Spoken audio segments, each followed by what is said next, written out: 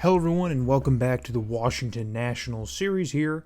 We are here in episode 13 in MVP Baseball 05, and here is a look at the roster for spring training. So I figured out after spring training how progression and regression works in this game. I didn't know before. I had been told that it happens through spring training, so you should keep your prospects on the roster that you want for spring training. This game doesn't do an expanded spring training roster where you can add all your prospects and switch them out and stuff, so you're better off, I guess, just giving your major league roster their reps for the spring. So we're going into this with a lot of outfielders on our bench, which is, I guess interesting. I didn't realize we had so many bench players, but there's only any of the prospects I really wanted to call up outside of Karina, our first baseman, were all outfielders. So I guess we have a wealth at that position, maybe some utility as far as like platooning goes, might be a thing, from game to game basis. But I hope to give at least a lot of those guys at least some reps. We signed Matt Holliday at free agency,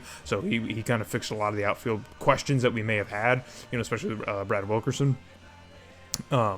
But that's how the spring training roster is going. So we're going to get into the first game of spring training, and then I completely forgot. I thought it would have auto-done it, like when I went to set up the game with the spring training uniforms, but it didn't. So we're just here wearing our regular homes. So just ignore it. just act like it's not real. Act like it's not there.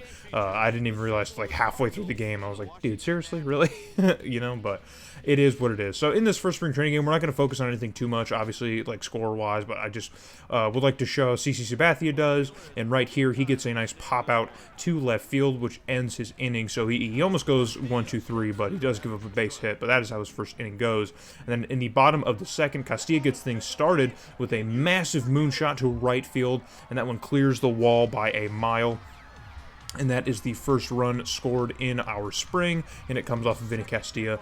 Shock to really no one. A shock to absolutely no one that he's going to be the first one to give our offense any kind of pump here early on in the spring. So there's obvious things that we're looking at here just to see how our pitchers have done, because that's really the big thing. Our rotation is still ranked really bad, and in general we're ranked bad from where we were last year. I think we're ranked 26th, which I don't think is accurate. I think our offense is going to perform a whole lot better, and that's going to change. But on the very next at-bat, Jose Vidro absolutely blasts one even further than Castilla did, over 400 feet. So the two guys in our infield that provided so much pump and so much power in our offense last season are the first ones getting their names rung up here in the spring. So, and also, I just wanted to point out with the spring training stadium, I don't know, where is that supposed to be? That almost looks like Marlins Park. Like, where is this supposed to be? What's this supposed to be modeled after? Do you guys know what spring training park this might be?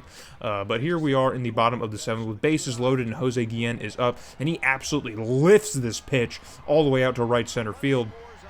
And that one's going to get down in the gap. It's not going to leave the yard, but it is going to clear the bases. So Jose Guillen with a 3 RBI double. Just absolutely great to see from him to continue that production from last year. And now with bases still up here in the bottom of the seventh, and Matt Holliday just looks stupid.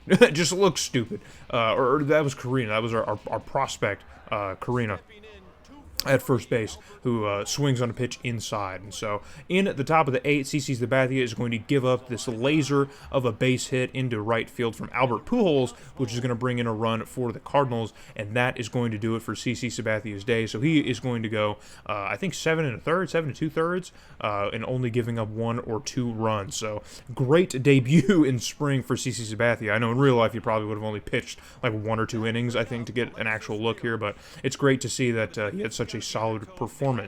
And then here in the 9th, we're going to ring up the double play, and that is going to end things. Nice snag by Karina on a pretty errant throw here by Guzman.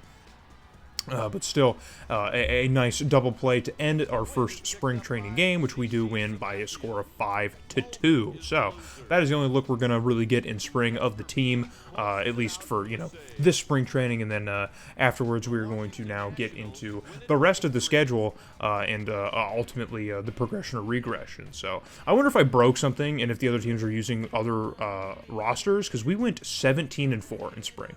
We lost 4 games in spring training. So I don't know if if everyone was using more prospects than I was, you know, because I did have some young guys on the team that maybe didn't get slotted in, but yeah, we absolutely were rolling in spring. I don't know what the hell happened. I'm kind of concerned if I like broke the game by playing all my starters. I really don't know, but no one got injured, so I guess everything's fine. Nobody got injured, so we get out unscathed, and we end up 17-4 through spring with only one game left. I considered you know, playing it, but here is a look at how the roster went in spring. Andy Chavez here, not as high numbers as I like, especially in the average department, but still decent OPS. Jose Guillen had a great spring. We love to see that. Jose Vidro, of course, had an amazing spring as well. Vinny Castillo really struggled in the spring. Matt Holliday had an amazing spring, dude, hitting almost 400.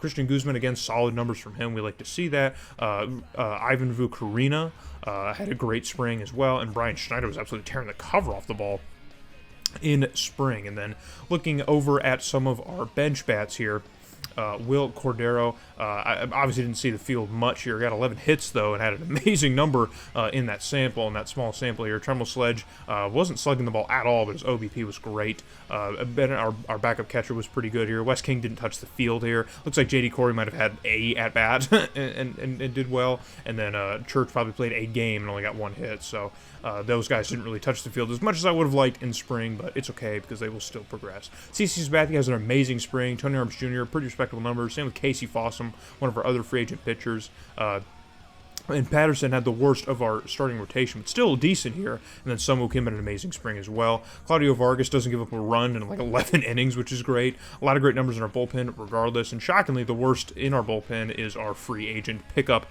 that we had at closer. So that is how the pitching side of things go. So we have a great spring all around for the team, a lot to really look forward to, and we do win this game against Cleveland to finish 18-4 in spring. So it doesn't mean a whole lot, but I mean it's still just, you know, it's crazy to see that's what happened. I don't know what the other rosters were, because as far as I could tell, that Cardinals roster was mostly their major league team. So who knows? But here is the progression and regression of the team. We basically see nothing but regression all around. So Schneider regresses quite a bit, so does Cordero.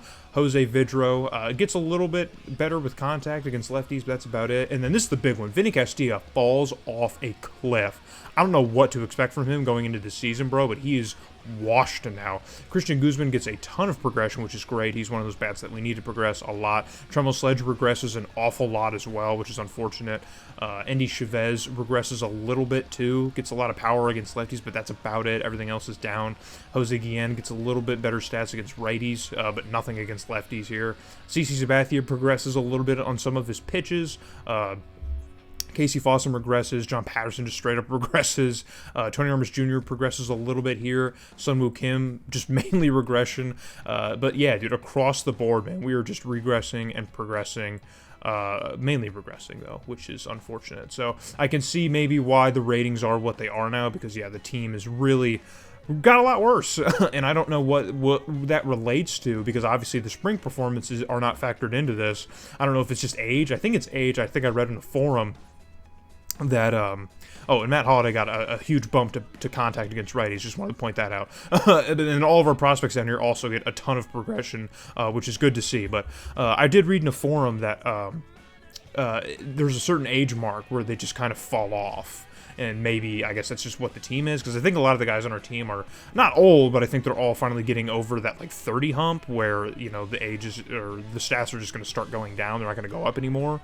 You know, it might kind of work like Madden, but I think Madden's is a little bit more generous. I think you can get to your early 30s in Madden and still progress before, you know, you kind of hit a wall. But clearly players like Vinny Castilla being almost 40 years old, you know, there's not much room for growth there anymore, and it's probably just going to be a downward slope for the rest of his career and his time. But he's making, I think, the most money annually on the team right now, so Lord knows what to expect from him. He might be hitting 8th or 9th by the time, you know, April or May is over, so I'm a little concerned about that. I hated seeing that, but I only wanted to go through the AAA and Major League rosters. I didn't really want to sit here and scroll through the entire organization to see how things have gone, but there's a lot of progression to the guys that we want, and the Major League team is really the only thing where things have gotten bad. So here is a look at the month ahead of April. We start off with a back-to-back home series against NL West teams, the Dodgers and the Padres, before we take to the road to play the Pirates and the Phillies. heading out to Pennsylvania before we come home with three home series against the Cubs, Rockies, and Brewers, and then we finish the month off with the Giants in San Francisco. So that is how the month is going to look here when we get back in the next episode. Obviously, we're going to get through April. I am going to manage all the games and play them, and then, of course, we'll show a game. Probably show... I'm not sure which game we'll show from this month here. There's a lot of fun opponents that I'd like to focus on. So, hope to see you guys in the next video here when we take on Year 2 as GM of the Nationals. Hopefully, improve this year, hopefully.